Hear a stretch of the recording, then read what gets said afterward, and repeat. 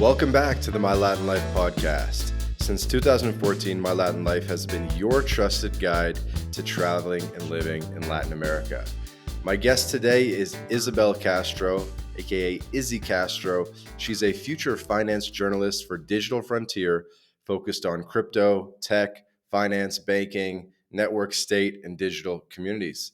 Izzy, welcome to the podcast. Hi, nice to be here. Really excited to talk to you. Yeah, absolutely.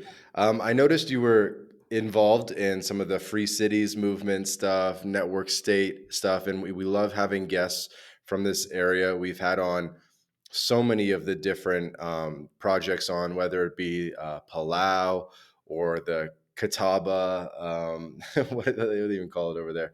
But like all the different ones, Prospera, we've had on Prospera, I should say, Ciudad Morazan. So we try to get on as many people as possible from this space.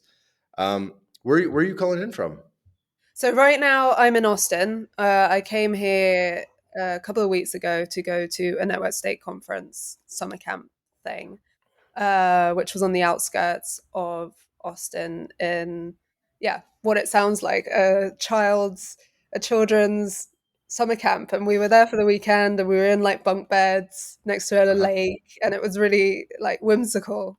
Yet we were talking about kind of the future of society and governance structures and economic systems and all of these kind of things. It was lovely. It was a really good experience for sure. Nice. How did you score an invite to that?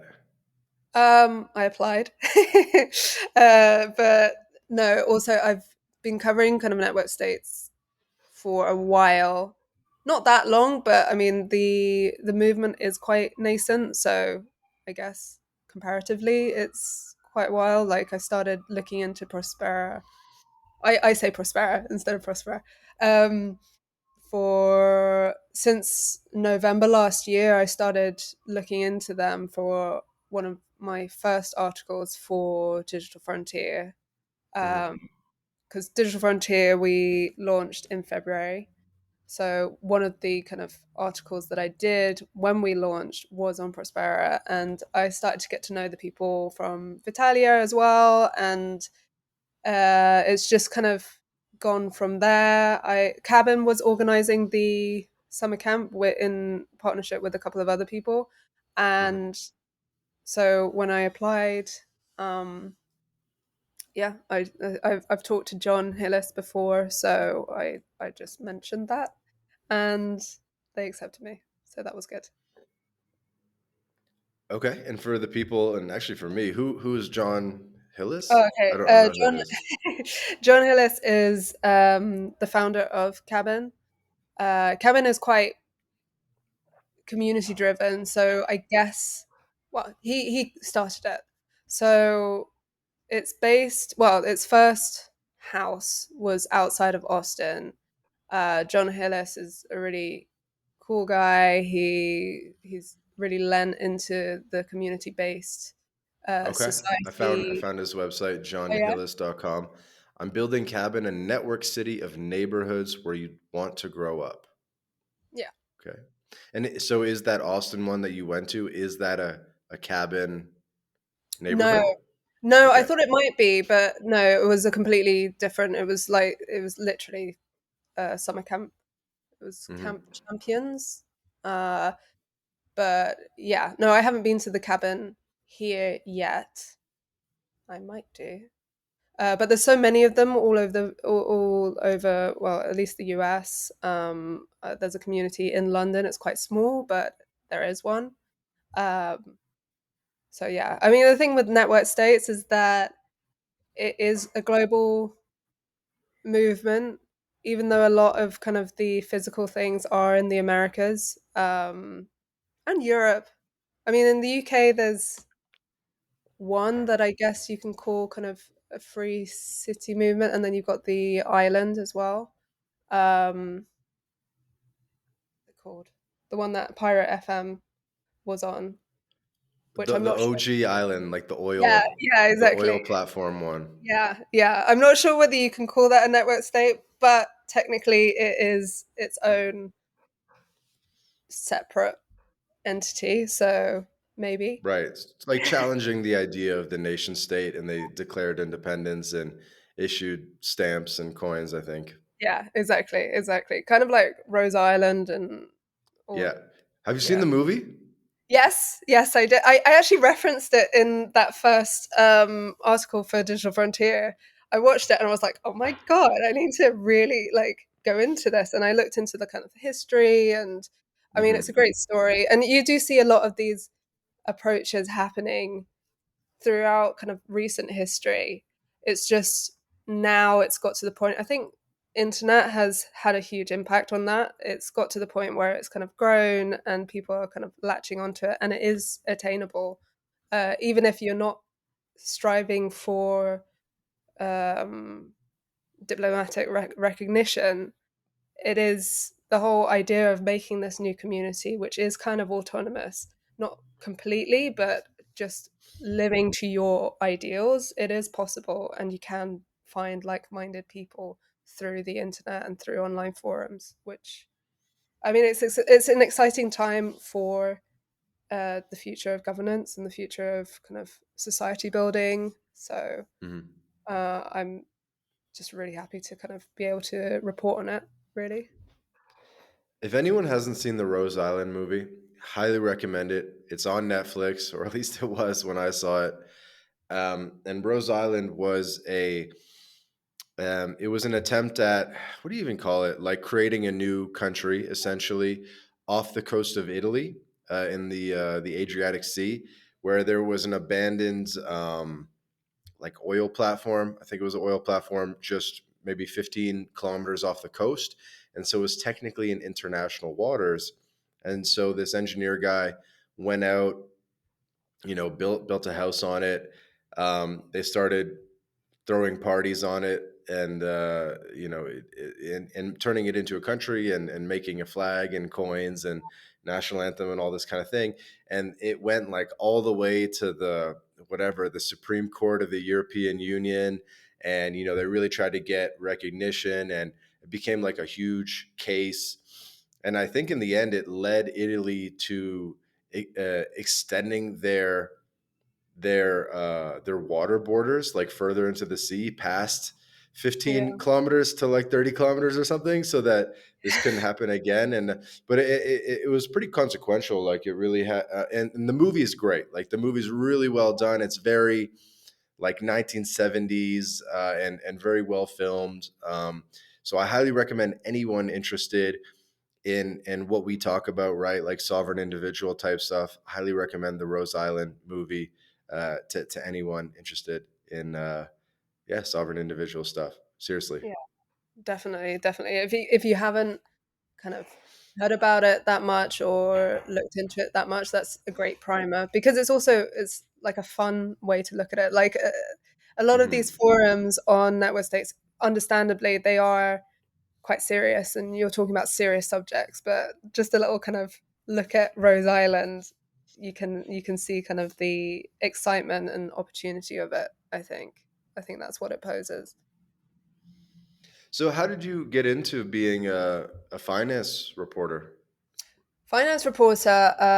It was through crypto. The last place that I was writing for was called Fintech Nexus, and as the name probably conveys, it was focused on fintech. But my first few articles for them was crypto, and it kind of came from I was working in the art industry for a while in London, Mm. and but I got a little bit disillusioned by all the kind of gatekeeping and the barriers to entry for kind of standard people who didn't have connections or weren't kind of getting that exposure that you need to in order to make it big in the art world. So Hmm. when I heard about NFTs, which was during pandemic time. At that time, I was in the Mm. Canary So you went Islands. like to NFTs to crypto. Yeah, yeah, yeah, yeah, Okay. exactly. Yeah, yeah.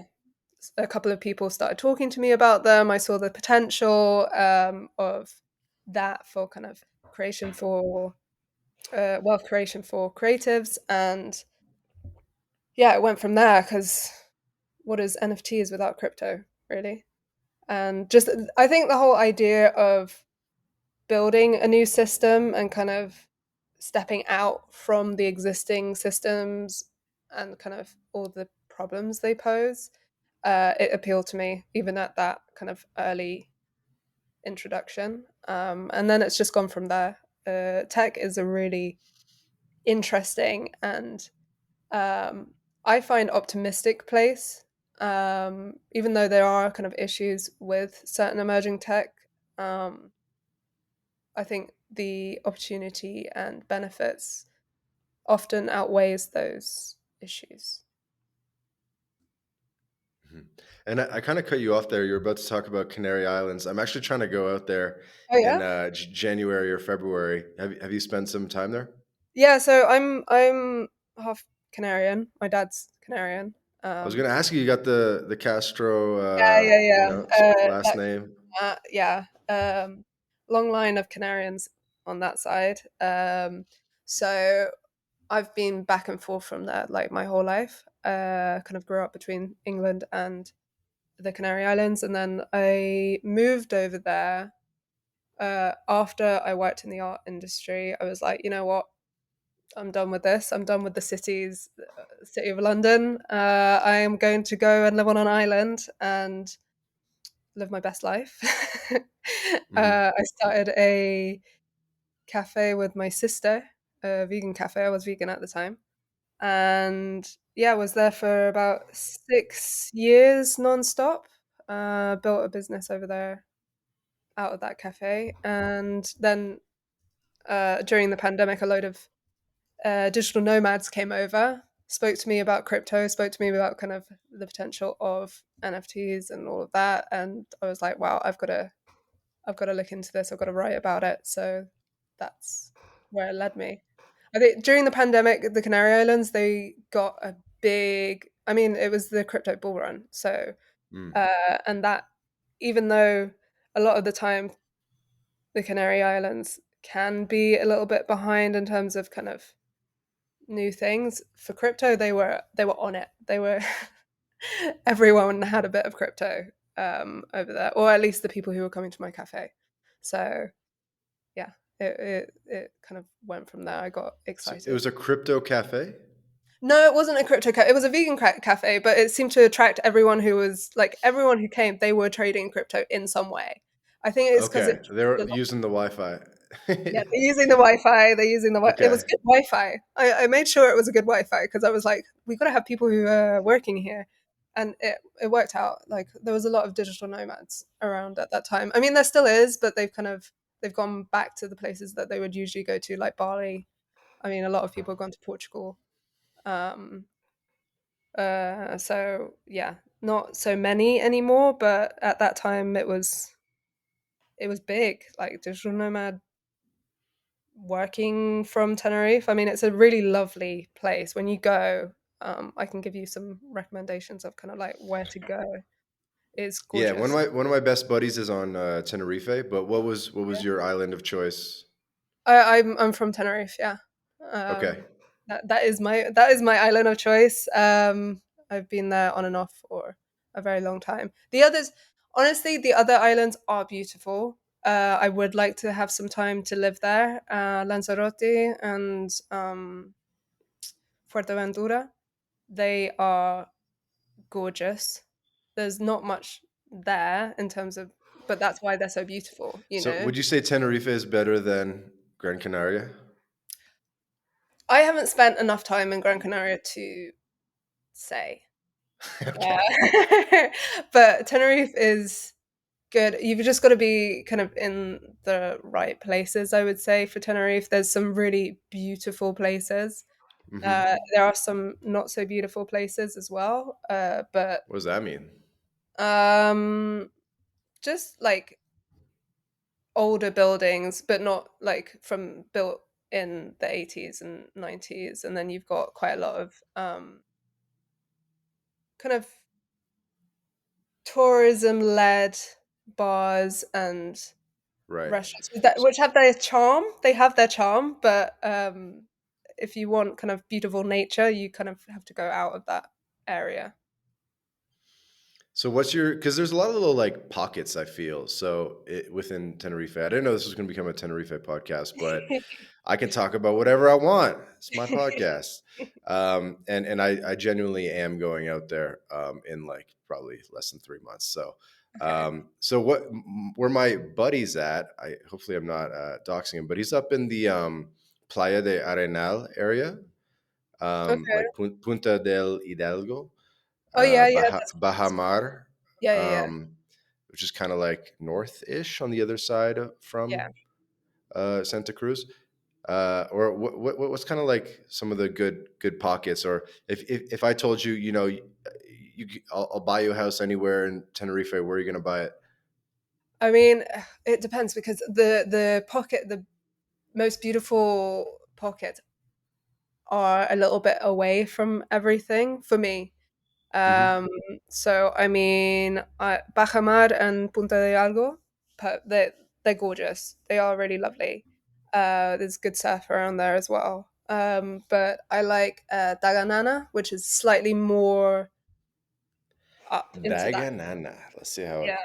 And you have to get there, you have to go on like this really windy road up through the national park. You go up onto the top of the ridge, and then you're going down, and it's like this How do I gully. spell that? With Uh, DAG? no, with the T, Taganana. Daganana. Okay. Okay, so that's also like in the north. Yeah, yeah, yeah, yeah. I mean, that side of the island, it gets a lot more clouds and like weather. Like in the Hmm. south, it's gonna be sunny pretty much all of the Hmm. time. Hot. But on that side, it's not so much. But it's just so beautiful, honestly. Like I think because it's like you've got a lot of cliffs, and the mountains are very kind of rugged. It hasn't been as developed, so you've still got a little insight into kind of traditional Canarian ways of living and kind of towns, and also the surf is really good on that side. So Playa del Roque yeah, and like there's Tachero, Benijo is good for surf as Benijo. well.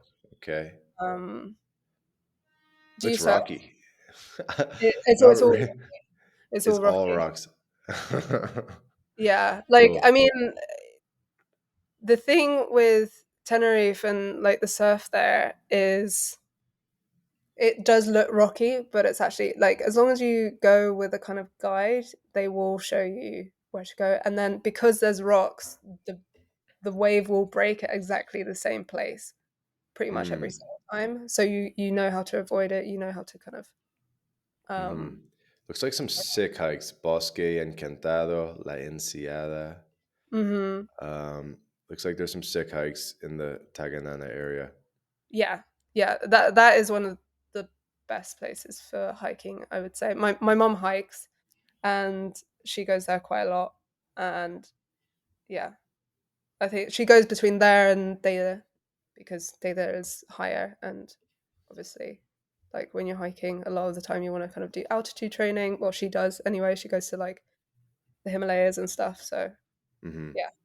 Do you But feel like you need a car to be yes. in Tenerife and like really take advantage? Yeah, definitely. Yeah. Yeah.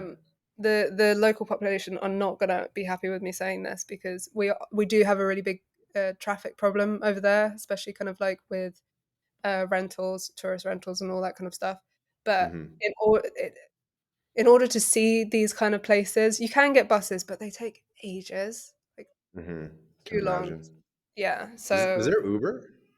there is Uber.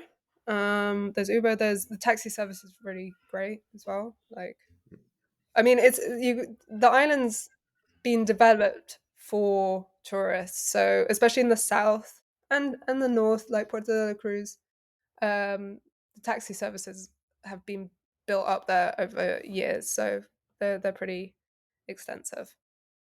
They're good. Yeah, and you can take a car from the mainland, right? And there's like a ferry. It's long, right? But there is a ferry service where you can bring a car Yeah, to the islands.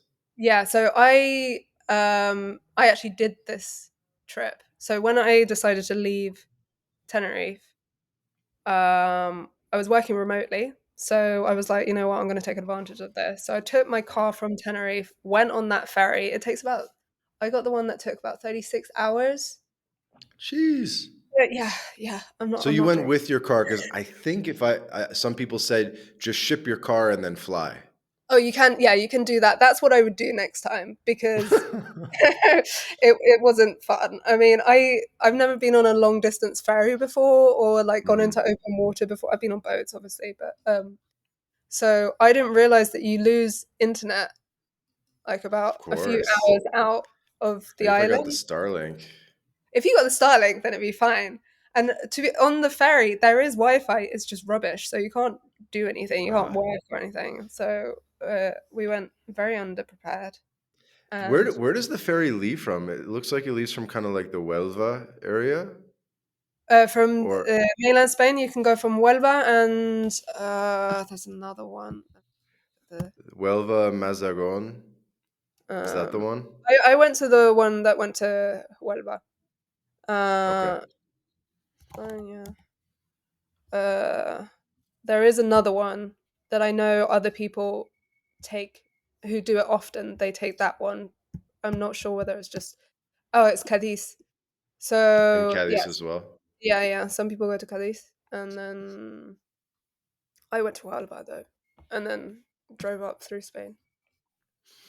Random question. Do you know a lot about Huelva as a city? Like I was kind of looking at it. I was like, this place is like very underrated. It's small, right? It's like Mm. 150,000 people, but very historic and has a beach right nearby. So, Yeah, I mean, I didn't spend that much time there because we got in quite late in the day, and then I wanted to go to Seville, so we did. We just went. We got off the ferry, and I yeah just drove to Sevilla. yeah, no one goes to I, Huelva, everyone goes to Sevilla.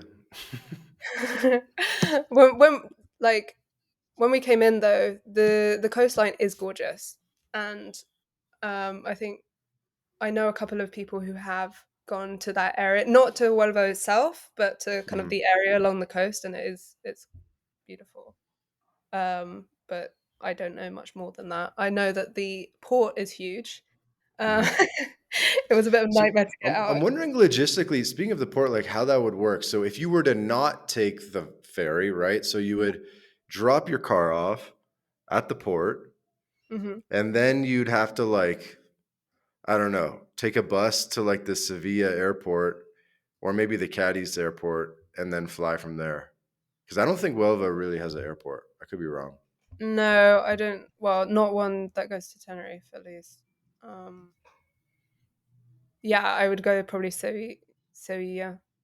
That would probably, or you Yeah. could go. You could go from Cadiz. That's the thing. Like you can get the ferry from Cadiz, and you could do it from there. And then go to the Jerez airport in Cadiz. Mhm. Okay. Okay. Yeah, that would be a shorter um, bus or Yeah, traslado to the yeah, airport after you drop off your car. yeah. Exactly, exactly. I mean, yeah. So where are you based right now? I'm in Mexico. Okay, okay. Mhm. And you're thinking about going to kind of like mainland Spain? Yeah, yeah, I'm gonna do a rip. I usually go like at least once a year for a couple months and Okay. you know, check out new stuff. So like I'll go to Italy for a couple months or hit a couple countries, go to Ireland, go to France, stuff like Oh, that. So nice. pretty much since I started nomading, I've done, about 2 months in Europe every single year. Mm-hmm. Okay. Okay. Yeah. I mean, that's the great thing about nomad life. You can do whatever you want, really. You can go wherever you want. You can still make money when you're traveling, Yeah, right? yeah. Like last year I went to Malta and Sicily and yeah, I'm dying to go to see like Andalusia and the Algarve and this kind of stuff. Mm. So and then Tenerife. I could probably do the whole 2 months in Tenerife and not run out of hikes. I feel. Yeah. No, if you're into hiking, that's a great place. And then if you do run out of hikes, you just go to one of the other islands, and then you're fine. You're good. Yeah. I mean, the Canary Islands, like, it's definitely like obviously my family's from there, so it's close to my heart already, but just spending time there, there's something special about it. It's a small island, so it can get to feel quite small if you're there for kind of years and years and years Mhm. without kind of a break. But yeah, it's a gorgeous place, and especially Tenerife, you've got all the microclimate. So you can literally in the winter sometimes when day there has snow, you can go up to kind of experience the snow. Then you're down in like 2 hours and you can go surfing. It's gorgeous, or less than 2 hours. I mean, it depends where you go.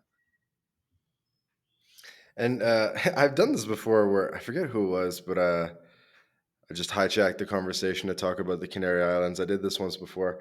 But I want to hear a little bit more about some of the network state stuff you're involved Okay. in.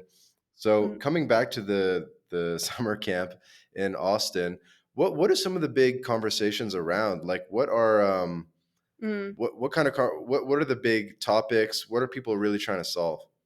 I think like the main thing was governance and how we approach governance. Do we do it from scratch, or do we kind of look at historical ways of approaching governance and kind of take the best bits, cherry pick the best bits? And also, I mean, self sovereignty came up a lot in kind of association with governance because, I mean, the ideal, not the ideal, but like the kind of end goal for Balaji's uh, approach to network state is to be your own entity which is recognized by other people, so you can create your own governance system with your own regulations, your own kind of laws, and that element of it is really important.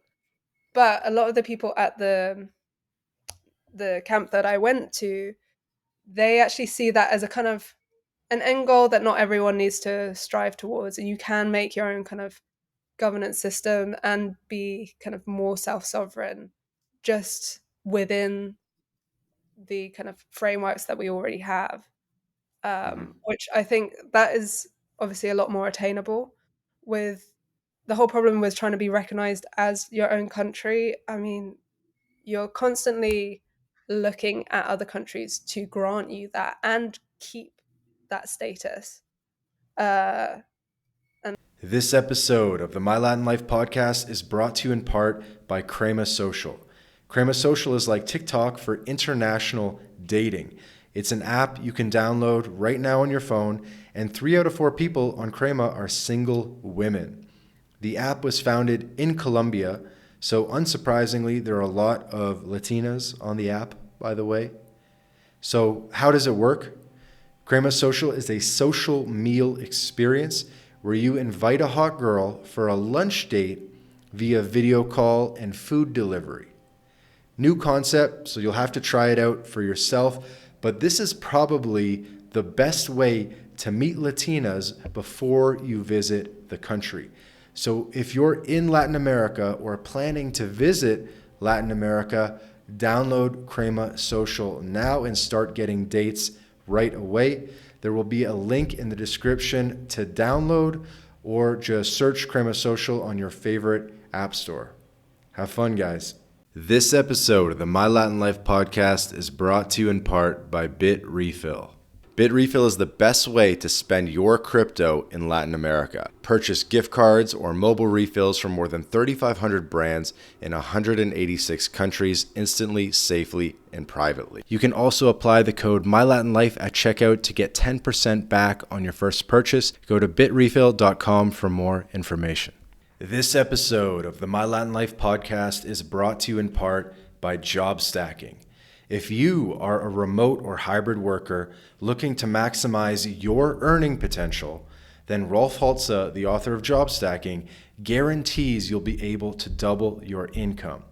This is the exact system Rolf has used to take his own income and those of many others beyond 20K a month. So what is job stacking? It's this idea of working multiple remote jobs. You might have heard Rolf, he's worked 5, 7, even 9 remote jobs at the same time before. And by the way, job stacking works equally well for non technical roles.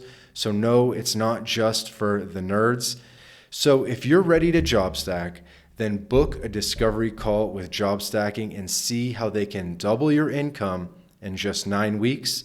In the show notes in the description, there will be a link where you can book a call directly on the Calendly of job stacking and be talking with them as early as tomorrow about how to double your income as quickly as possible. Depending on how, like, there's a lot of different theories of how you can do that, but I mean, when you're starting from square one, that's going to be really difficult.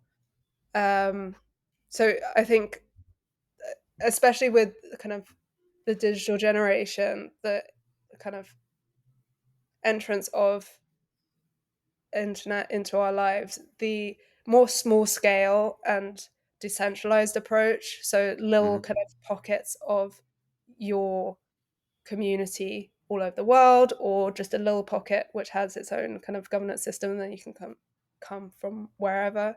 I think Mm-hmm. that's probably the more attainable thing at this time, I feel like. But this was like a conversation that we had over the course of the weekend. Like, there are a lot of differing opinions of how you approach this, and whether it is attainable. um I mean, some people think it is, and you can do it, and maybe with time you can, but yeah, it's a lot easier. I mean, you look at kind of like Palau, you look at kind of Tuvalu, which isn't necessarily, it's not a network state, but they're trying to create a digital twin, and like I did a piece on kind of what that might implicate for network states. But these are all kind of countries that already exist. They've already got that recognition. So I feel like that pathway would be a lot easier, Mm-hmm. if one of those were to turn into a kind of network state focused entity. Then yeah, that would be attainable. But starting from square one as a digital kind of nation, really difficult. I mean, you've got Joseon Empire, who I interviewed for this Tuvalu piece. It was recent. Um, And who's that? That's a guy from Tuvalu? no, so Joseon Josian Empire, Empire. How do you spell Joseon that? Empire. So that Joseon Empire. So basically, Joseon um, was the crown, the kind of monarchy that ruled Korea for a very long Okay. time. Yeah, that's what's coming up on Yeah. Google. So that's the history to it. But the leaders, the kind of monarchy that were in place that got kind of ousted, um, that family line still exists, Mm. basically. And so one of that family line, who's now kind of been crowned as the prince, um, he has gone online, and now he's doing his own digital nation called Joseon Empire, just to kind of and it's been recognized as well. I mean, it's been recognized by Antigua, um, and they have no kind of interest. Well, at this point, The what he said to Caribbean me, island of Antigua recognized what exactly? The Josian Empire? yeah, the digital nation of Joseon Empire, they recognize them Okay. And they as a have no digital. land. No, they have no land. They don't have any kind of interest in getting any land at this time. That might change, but they have. It's all online. It's got its own kind of like economic system, and technically, it does still have agreements with other countries like the UK Hmm. and the US from when Joseon Empire was ruling Korea. So they're in like this interesting middle ground where they've technically got the history as a nation, but how they're approaching it now is in a completely digital format.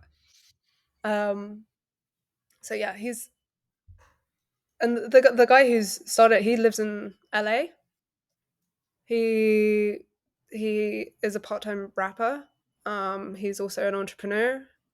But now a lot of his focus is I don't know whether it's kind of like preserving the culture of Joseon Empire in general, or he wants to create kind of a governance system. Um, he's got his own kind of economy, like crypto economy, but Hmm. yeah, it's it's an interesting kind of case of this network state theory. Yeah, I guess with a network state, it's like it makes a big difference if you've land or you don't have land, right? Hmm. Because like Lieberland, as I'm sure you know, on the Croatia, what is it, Hmm. Croatia Serbia border, so they Yeah. got land. So it's pretty tangible. But when it's totally online, Mm. what makes it a network state as opposed to, I don't know, like a community with a governance model, quote unquote, which is basically like, you know community Hmm. rules, I guess.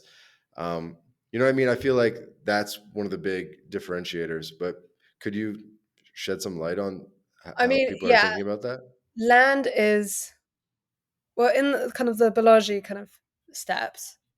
The community is the first step, and then Hmm. you kind of like come together just almost organically into the physical realm through kind of sharing flats or like houses with the other people in this online community, and then it grows, and then it's almost like an organic kind of manifestation of this network state rather than um doing the on rather than like actually going into a place and um building from scratch and just kind of going straight away into that.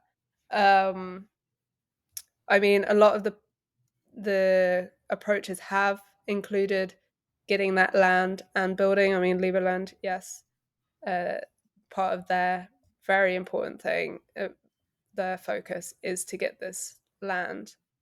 But I mean, network states exist in that whole spectrum of online Hmm. community. And I think it's really down to kind of values based um, society and kind of what your values are and what you want to live around and who you want to live around, and do those people align with your values. I think Hmm. that's the main focus for me. The understanding that I get is that that is the main focus, and that can manifest in the real life or it can just remain as an online community. I think in order for it to, yeah, I feel like a lot of these places are trying to get to that some level of physicality because I mean we are real people in the real world. So to have that physical connection in our community is important, but technically you could live within that full spectrum, I think. Yeah, definitely makes sense. We had on recently, a guy from the Pan Armenian Network State. Have you heard about this one? I've heard about them. I haven't looked into them that much. I have been meaning to kind of schedule an interview with him because he's reached out to me on a couple of occasions, and yeah, I've heard of him. Yeah, I've heard of them. So that's a pretty cool one where, yeah, they're trying to grow the community, both among Armenians as well as non-Armenians, and gain sort of a greater political power to be able to maybe influence decisions, both in Armenia and also, I guess, worldwide, in their favor. And so they're building a network state to sort of, I guess, enhance what the nation state of Armenia is able to Mm. do. So that's one example with, I guess, with land, quote unquote, even though the organizers don't really control the land. Yeah, Um, but it's still a community, and it is still kind mhm. of engaging in that physical land, right? Like, yeah, with them, it sounds like it's more of a kind of movement, which you do see in other kind of communities that aren't technically, well, they don't call themselves network states, but I feel like if it is focusing on kind of governance and impacting the world around them, then yeah, that makes complete sense.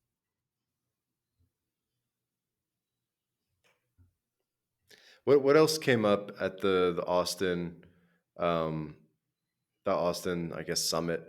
Or like what kind of people were there? Is it more people with technical skills like builders, developers, or a mix of like technical and non-technical, I'm sure.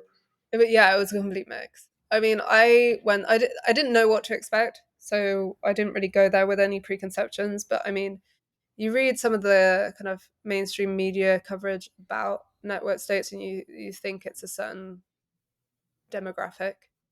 Hmm. It's not at all, and it's like there were developers, there were builders, there was just people who wanted to make a difference in terms of kind of communities and kind of the more social aspect. There were entrepreneurs. There were just it wasn't even not all of them were into kind of the network state thing per se, but they were creating things that could feed into new governance systems, new ways of organizing kind of communities. So it was it was a big spectrum of people. There were families there, there were kids there, Wow. um, there were a lot of women.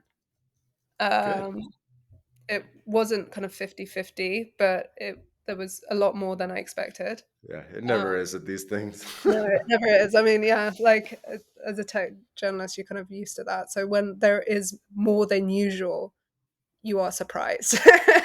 You notice it. Um, but yeah, I mean, the kids were a big part of it. There was even like a because we would a lot of the sessions they were kind of broken up into groups where you discuss certain things just so everyone has a voice. And one of the Hmm. breakout groups was a focus on education systems. And I wasn't part of this, but I know that it was there because like most of the families went towards that because obviously that is something with their young children they're thinking about in a very big way already. And they were kind of discussing what an education system for network states could look like and where it would be imposed and kind of like how that would be managed, um, which in itself is just super interesting. I mean, you see a lot of changes, well, not a lot of changes, but there is ed tech that is starting to develop, which might change the face of education education in general. Um, Definitely. I'm in the middle of writing because I don't know whether you know about this. I didn't know about this, but in Austin, it seems to be quite a big hub for edtech. Hmm. Um, and so I've started talking to a few people that are kind of implementing AI into their edtech, but in a way that really shapes education to the child rather than trying to shape children to the education system and Mm. uses kind of Gen AI and kind of conversational learning to approach topics. Like there's this one school called Alpha School here. I'm trying to get a tour of it, but the actual learning itself, well, not the learning, like the formalized learning that like you and I would associate with school, um, it takes place in 2 hours, 2 hours of every day. And then the rest of the day is focused on kind of project based learning, kind of critical thinking, public speaking, like all of these things that you actually need as an adult in today's world and kind of approaching real life. I mean, I was watching the video and 5 year olds are learning about financial health and savings and all of that kind of stuff. I mean, it's amazing. And like, you look at that and then you look at the network states kind of approach and you can see something potentially forming within those two areas and actually working towards a society that could work in the long run with children, with kind of the whole spectrum of society, not just a certain demographic like men who work in tech, which is like some of the impression that you get from a lot of mainstream media at the moment.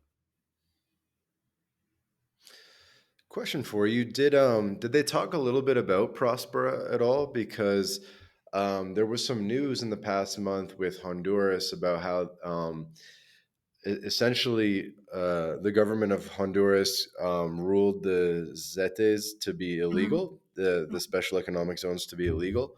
And then there was a question of whether maybe Morazan and Prospera were going to be able to continue because they were already, already existing, and maybe they'd get grandfathered in, Mm. or if they would have to shut down. And so there was a lot of concern about that. Did that come up at all over the course of events? It did because I mean, obviously, well, I don't know about now, but at the time, everything was very much up in the air. So there were a couple of people who live in Prospero, who were at the Right. summer camp, and so I asked them about it. And yeah, I mean, they were. It's an uncertain future because it wasn't just that Honduras were was kind of making Zetas illegal. It was also they were thinking about, or there was rumors that they were going to do it retroactively as well. So even the kind of contracts that Prospera has to be able to exist for 50 years more, even if Hmm. like Zetas do get outruled, even that was in question. So it did come up, and that I think that kind of sparked a lot of the questions on whether self kind of sovereignty and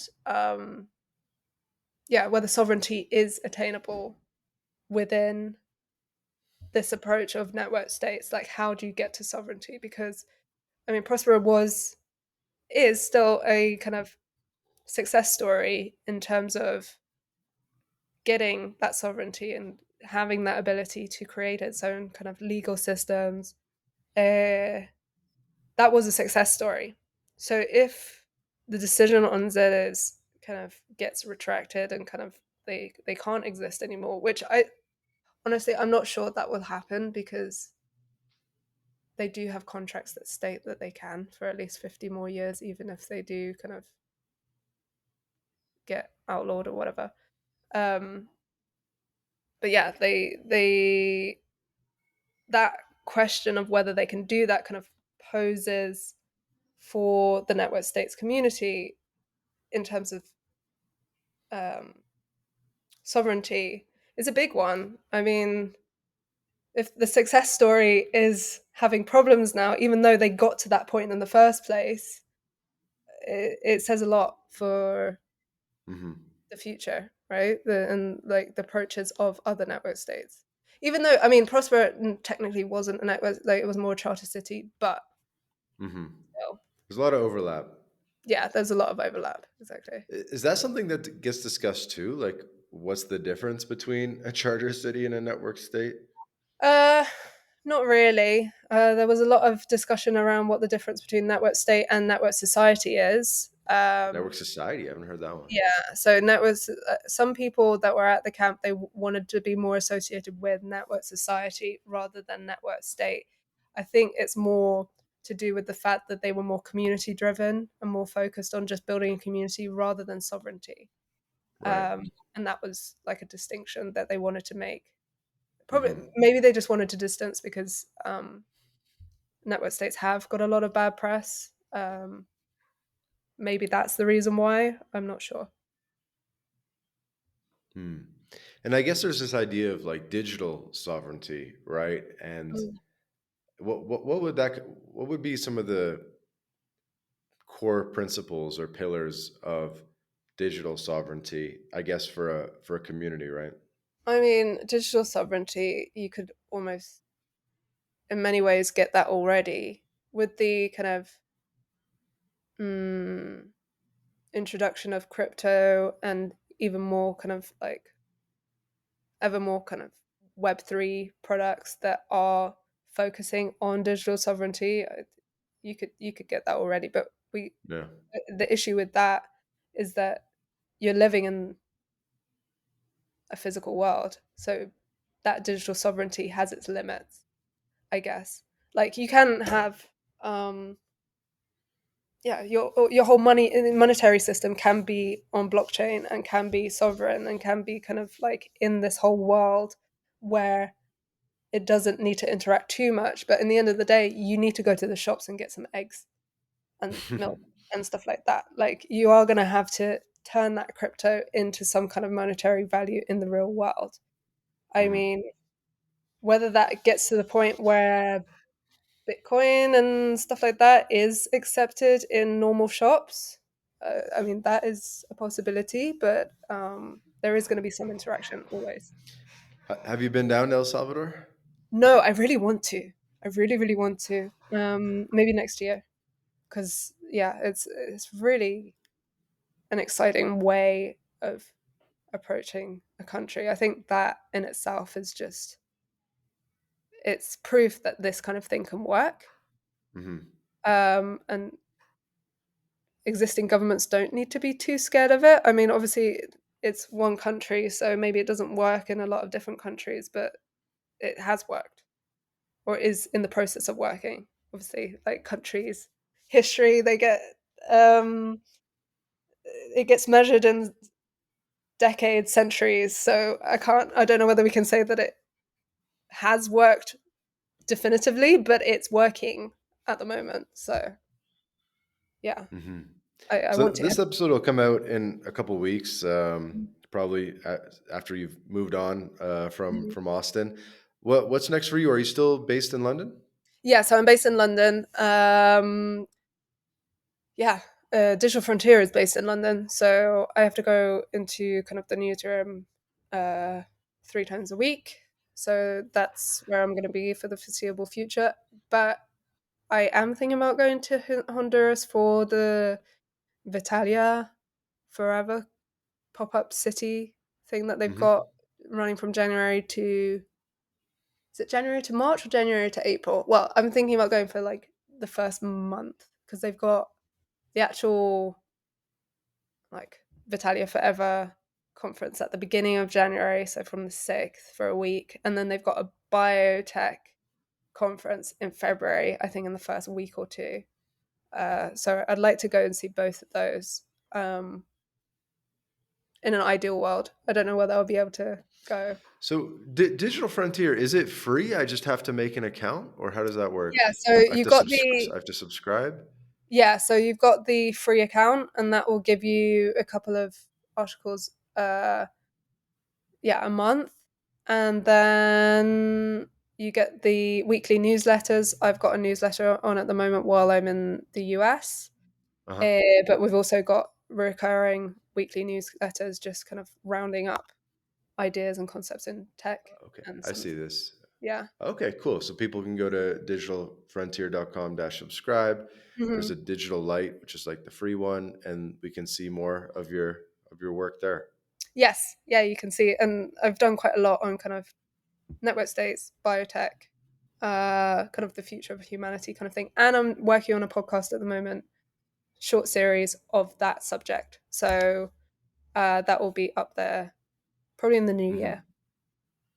Yeah, I see an article that caught my eye about neobanks turning their focus towards digital nomads because it can be pretty hard to do banking as a digital nomad, as a lot of people know. Mm, And we actually help people open bank accounts around the world at My Latin Life. We help people get US LLCs, bank accounts in Panama, Costa Rica, Uruguay, mm, lots of different things. So, um, very cool stuff that I guess we didn't have time to get to. yeah. We got to get to wrapping up though, Isabel. Do you want to take this time and share a final message with the audience where they can find you, all that good stuff? Oh yeah. So I mean, you can find me on LinkedIn. On LinkedIn, I am Isabelle Castro. I'm also on Twitter, which I'm trying to post more on, and that's Izzy, and that's spelled IZY Castro Writes. Um, and yeah, I mean, I'm constantly posting and writing for Digital Frontier. So if you want to follow any of my more recent articles, just head on over there and sign up. Awesome. Well, thanks, Isabel, for the conversation today. This has been another episode of the My Latin Life podcast. Again, our guest today, Isabelle Castro from Digital Frontier. And for the audience, wherever you're listening to this, Spotify, Apple Podcasts, your favorite podcast player, please be sure to subscribe to the podcast. We put out 2 episodes a week with amazing guests like Isabelle, and you won't want to miss an episode. Ciao for now.